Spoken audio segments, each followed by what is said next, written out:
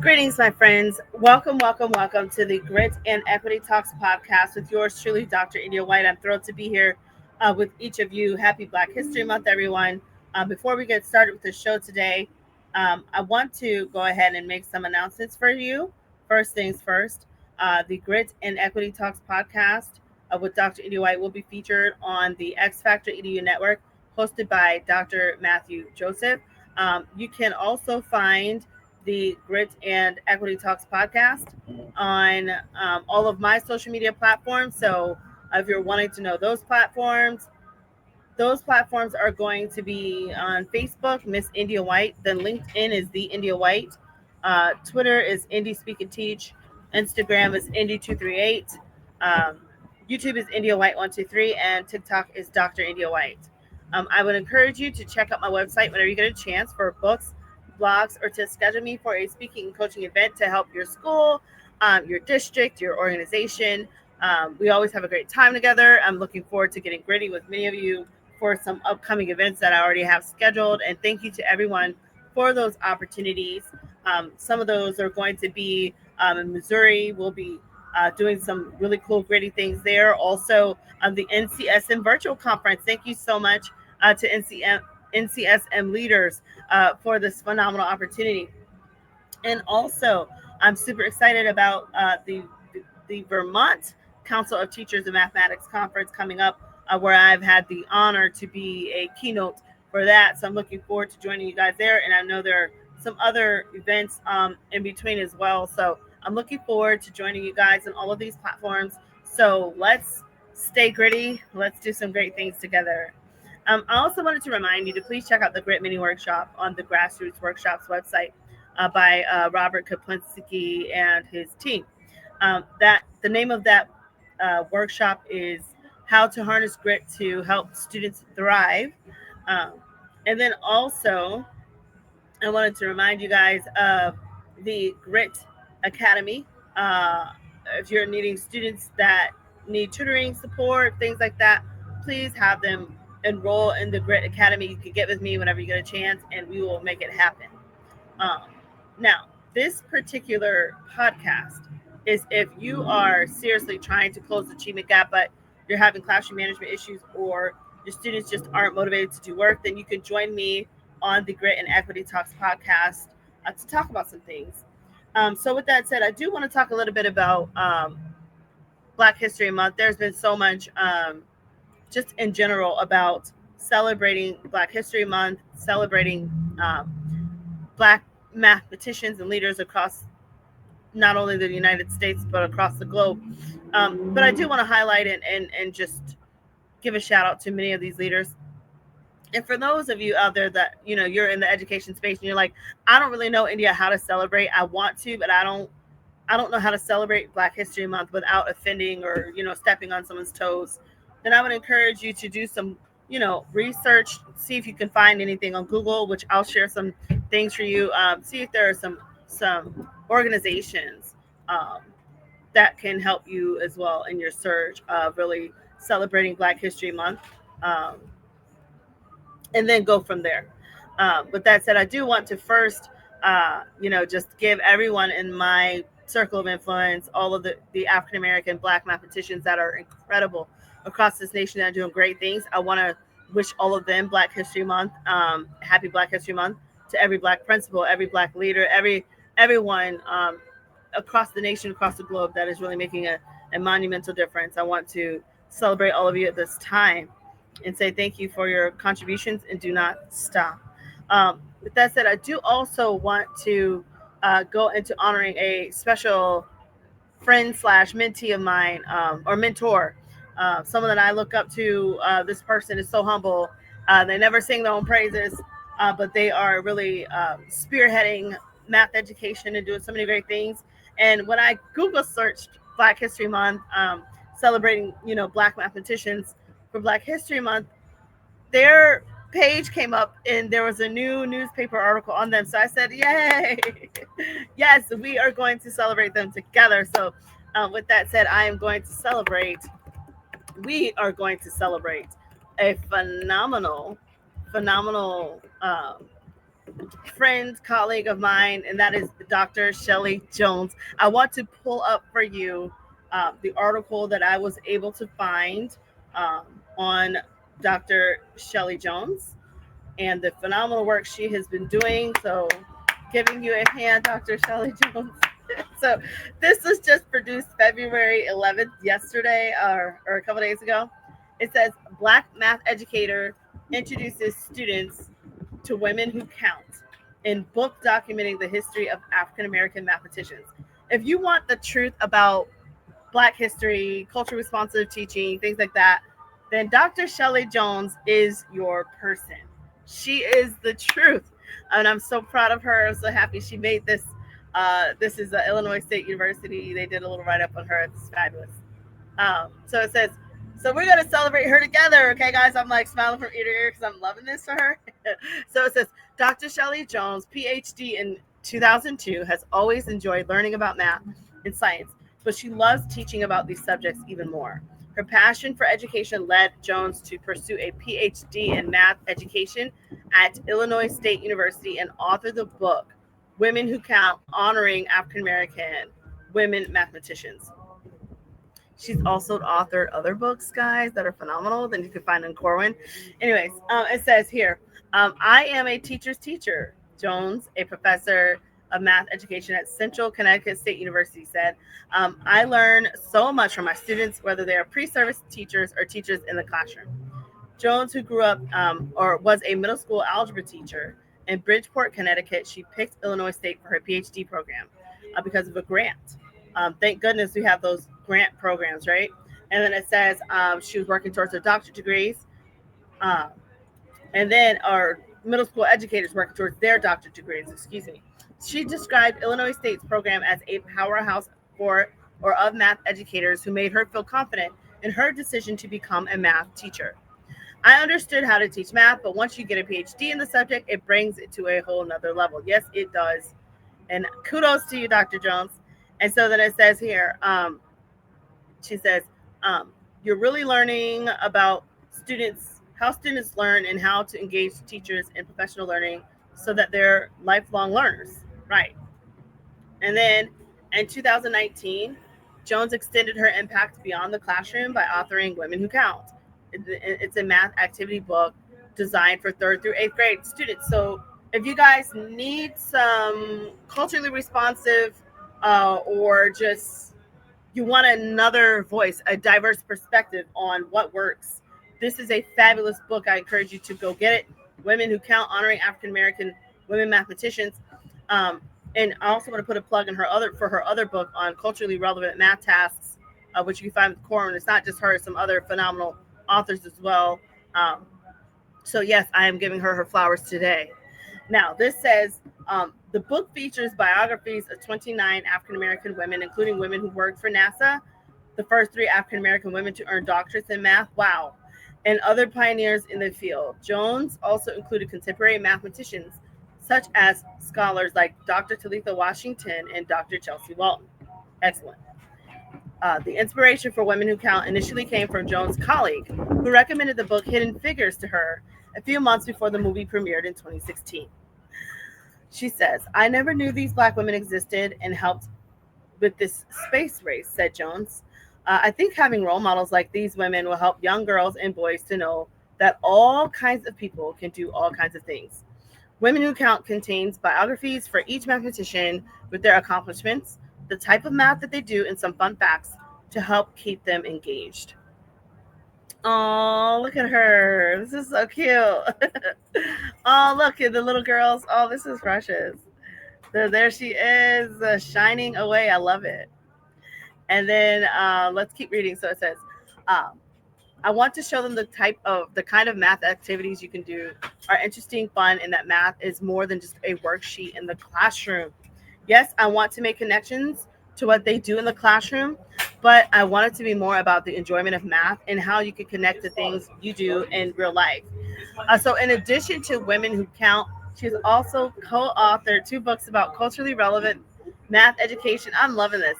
Yes, with Dr. Lou Matthews and Dr. Yolanda Parker. I love this. Okay, it says, Okay, the book is titled Engaging in Culturally Relevant Math Tasks, Fostering the Hope in Elementary Classroom. It contains an edition for both elementary and secondary levels. Fabulous. Okay, and then it says, um, along with learning, Jones hopes some students are driven to pursue a career in the field. As a first generation college student, Jones didn't know she could earn an undergraduate degree in math. So instead, she pursued a bachelor's in computer science. So she's always been a brain and becoming a programmer before pivoting into the math education field. Fabulous. Um, so in her 30 years, Jones appreciation for trailblazing mathematicians such as Dr. Evelyn Boyd Granville, which is right here, pictured with her. She's the second African American woman to earn a Ph.D. in math, has increased exponentially. She got to meet her at the National Association of Mathematicians 50th celebration in 2019. Awesome. Give her flowers, right? This is awesome. So it says, it was really a big deal for me to have written about her in the book, seeing the pioneering work she did for NASA and other places, and to introduce her at that event. That's awesome. She never wanted me to stop doing math and helping students, even in her retirement. So this is awesome. So during Black History Month, Jones says it's important to learn about and honor the legacy of impactful African Americans such as Granville. Some people think we should honor our ancestors all year, and I agree with that. But having this time set aside is important. I do think women should be uplifted so that there are more role models for all students, but in particular young Black girls, so that they can see that they can do things in STEM. And I'm thankful because, it's the Dr. Shelly Joneses out there that inspire people like me to continue to move forward as well. Thank you, Dr. Shelly Jones, for your contribution as well. I know we're honoring these awesome rock stars like, the Katherine Johnsons and whatnot, Dr. Katherine Johnson, but, you also deserve to be honored. And so I'm giving you your flowers on the Grit and Equity Talks podcast. So let's continue to support and celebrate people like Dr. Shelly Jones. I now want to transition into another pretty cool thing I found of other mathematicians, and not just females, but just influential mathematicians in general. And so I wanted to kind of show you this. So it says influential. Can you see this? Influential Black mathematicians then and now. And so it says, what is a mathematician? Mathematicians, they work to solve problems using data and formulas. They work in a large variety of fields, including academia, medicine, security, film, and more nearly anywhere that requires the use of a computer. The field is rapidly growing, but less than 1% of all mathematical doctoral degrees are received by Black Americans. That's very interesting. Okay, and then it says here, um, today we're diving into prominent Black mathematicians in history, going all the way from 1919 to today, showing students that pursuing a career in math is achievable. Okay, so the first one that we see here is John Urschel. So Urschel is an ultimate mathlete.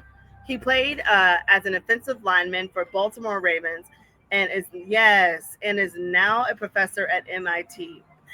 Urschel juggled advanced math classes in football practice through his time at Penn State and pursued his PhD full-time while working full-time in the professional football. His advice is to not compare yourself while also seeking to improve yourself. I love it. The next one, Candace Renee Price, 1980 to present. Candace Price is an associate professor, founder, and mathematician. After earning her doctoral degree in math, she co-founded Mathematically Gifted in Black. I like that. A nationally awarded website that celebrates the achievements of Black mathematicians. She teaches at Smith College and advocates for greater representation of women and people of color in STEM. Congrats to her. Next, Ed Ray Goins. This is the next person I want to highlight. So this says they are a mathematician focusing on number theory and algebraic geometry. He served as the president of the National Association of Mathematicians and spent his time engaged with underrepresented students pursuing math and running in the National Science Foundation funded research program that he founded, Pomona Research in Mathematics Experience, which is PRIME, at Pomona College where he teaches. He tells students to learn more about their field by talking to professors outside of class and getting involved on campus, plus using YouTube as a resource. I like that. Okay, here's the next one. Mae Jemison is an accomplished engineer and was the first Black woman to travel into space. Awesome. It says on top of her career as an astronaut, she's a published author, professor, and a summer camp founder. Today, she works with consulting company that she founded, the Jemison Group, and leads a 100-year Starship project, which um, allows humans to travel to another star in the next 100 years. That's awesome. Her advice is to excel in school and to remember that the sky is not the limit. Beautiful. So this is really neat. As you can see, we're getting, um, I just want to stop sharing really quick. It's just beautiful to know that we have all of this richness of these amazing people that have accomplished so much. And sometimes you have to slow down and smell the flowers. Sometimes it's imperative to slow down and appreciate those that are different, those that are diverse, that are giving their all, and just to honor them, give them proper dignity and honor, to say thank you. And so that's what I hope to do on the show today, because even as I continue to learn as a scholar myself, it's so imperative for myself and others to see that there has been representation, because it gives us a hope that, yeah, we can do it too. um, and then also, I have children, so my children are also looking, and this is beautiful because we continue to move the needle forward together as a race, together as a nation, and that's what we need more than anything. So I think this is really neat. So I want to now go back and share it again with you guys. Let's keep reading. So this one, Annie Easley, from 1933 to 2011, she enjoyed a 34-year long career at NASA, where she worked as a human computer and a rocket scientist. Wow. She spent most of her career without a college degree and did substantial work for NASA to address gender and race complaints. She helped people in her community pass literacy tests to vote and was a founding member of the NASA Lewis Ski Club, even though she didn't learn to ski till she was 46. Cute. Let's look at the next one. David Blackwell. David Blackwell was a leader in a dynamic programming with multiple theories and concepts named after him. Blackwell taught himself how to read growing up, becoming the first Black tenured professor at the University of California, Berkeley, and the first Black scholar to be admitted into the National Academy of Sciences. He is known for applying a game theory to important military situations. So I think it's beautiful that we can take time to honor these beautiful people for what they've done, um, for our nation, and for so many others. And it's so interesting. We get the same list, the same amazing African Americans, but sometimes it's just good to spice it up and to know how far this stretches. I mean, we've had so many people in this space that have helped us from creating the GPS and beyond, that we need to just take that moment to honor them and do it right, say their name and give them that recognition. And then if you know someone, you have a colleague, that's doing great things, slow down enough and let them know that you appreciate them, and you appreciate them in the space, and that you're giving them their flowers as well. And so the thing I love about it is it's so refreshing to know that we can come together and celebrate like this. And I think it really does speak to the unity, and speaks to just how hard we fought as a nation, to continue to join together, no matter our backgrounds and things like that. So I did want to share that with you guys. And now I want to share another really cool article that I found that's going to continue along that theme.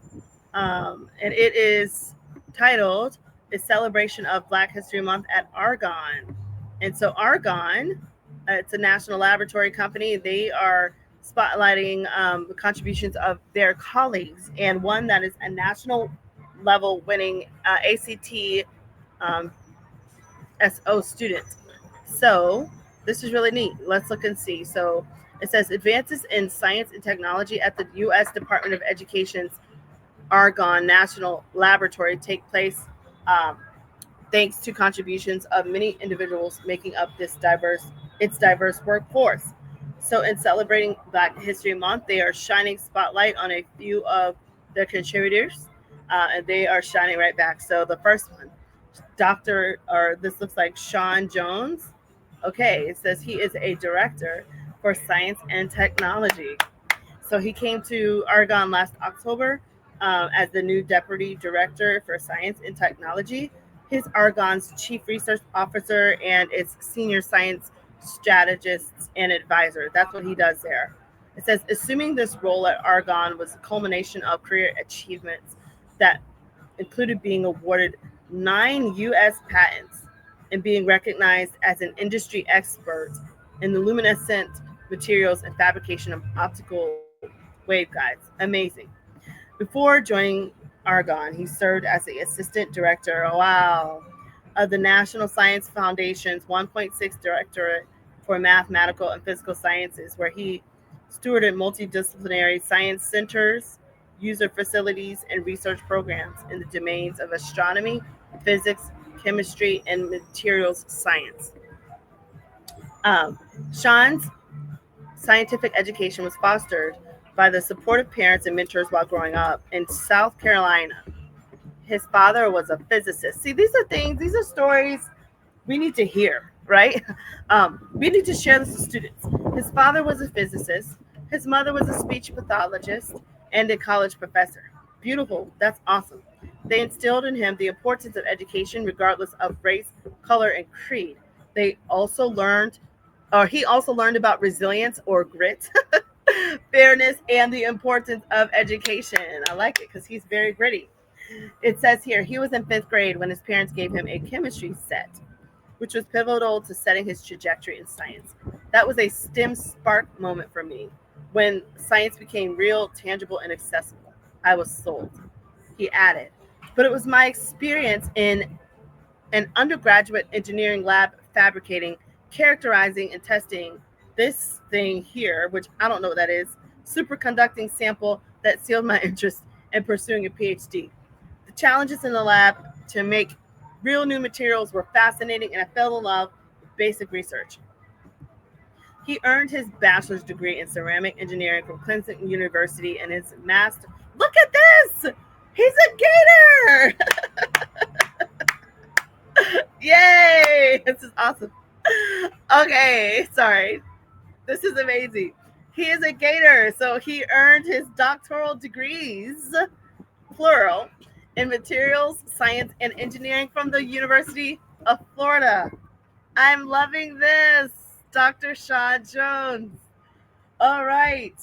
Okay, so it says Sean first heard about argon through colleagues who did research from the Advanced um, Photon Source, a DOE Office of Science user facility.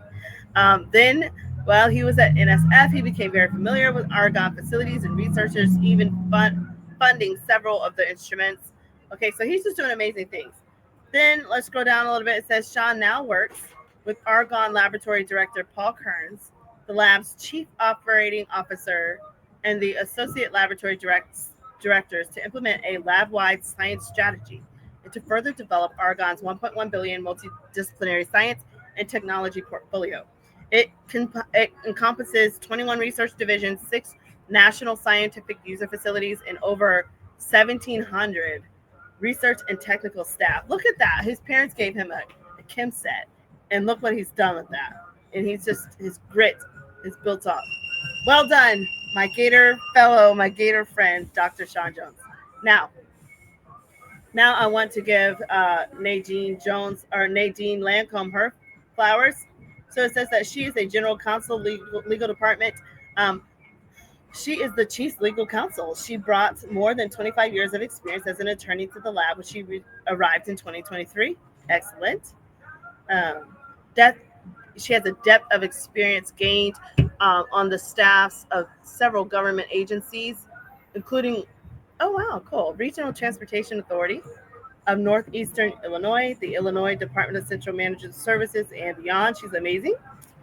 She's made difficult choices. One was while she was working on businesses that refused to feature openly gay colleagues in the U.S.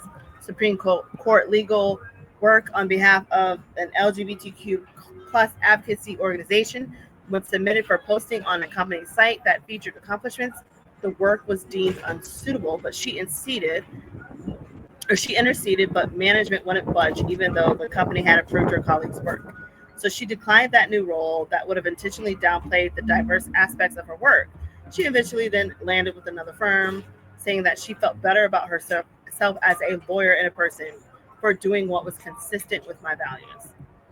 So then she continued to blossom, and she became the first Black woman to be the RTA's general counsel, where she held that position for more than 10 years.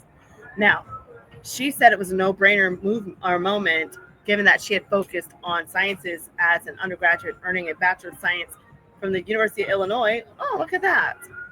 Dr. Shelly Jones, so very close nearby. And then it says here, her Juris Doctor from the University of Michigan. Excellent. Wow. She says, I was always fascinated by biological sciences, but more recently by AI and other legal issues stemming from technological advances. She says, my parents instilled a profound love in math and science, so practicing law at Argonne was a perfect fit. Love it. Now, I think that's awesome that we can give them their flowers and celebrate uh, their accomplishments. I'm sure they have so many others, but for the sake of time, I'm going to cut it short. But if you are a corporate leader and you have someone of African American or Black descent, I would highly encourage you to give them a shout out and celebrate them. Celebrate how hard they work, especially just how they've been an asset to your organization. And hey, why not? What does it hurt to love on others and to give others that sense of recognition, giving them their flowers, as Gen Z would say. So with that said, guys, thanks so much for joining me again on the Grit and Equity Talks podcast with Dr. India White. This has been a wonderful time as we have celebrated Black History Month. Um, Again, this show, the Grit and Equity Talks, will be featured on the X Factor EU network hosted by Dr. Matthew Joseph. Which, by the way, thank you, Dr. Matthew Joseph, for the shout out that you gave myself and many other wonderful Black African Americans in your newsletter. Please check out his newsletter as well. But this show will also be found on Spotify. And you can also find it on all of my main social media outlets. So we've got Facebook is Miss India White, Twitter's Indie Speak and Teach, TikTok's Dr. India White, YouTube is India White 123 and beyond. I do have some upcoming events with you guys. I will see you guys at the NCSM virtual conference. I will see you in Vermont, and I'm super excited about that. And I just can't wait to join you. And thank you all for the opportunity. With that said, I am going to continue to encourage you to check out the website also, www.india-white.com, for books or blogs or to schedule me for your next speaking event. And again, thanks so much for joining me. Until next time, stay gritty. See ya.